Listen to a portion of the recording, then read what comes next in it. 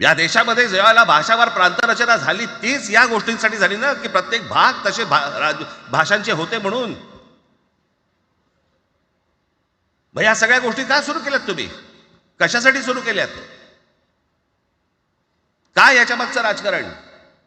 आत्ता सांगून ठेवतो,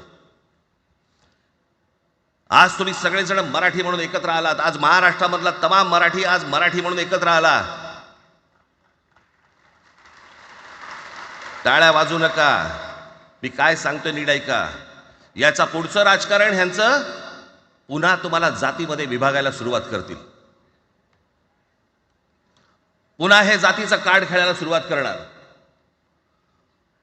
मराठी म्हणून तुम्हाला कधी एकत्र येऊ देणार नाहीत. हे जातीपातीमध्ये विभागायला सुरुवात करतील.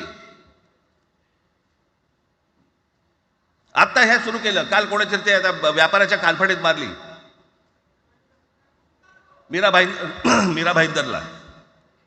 त्याच्या काय इथे लिहिलं होतं काय गुजराती?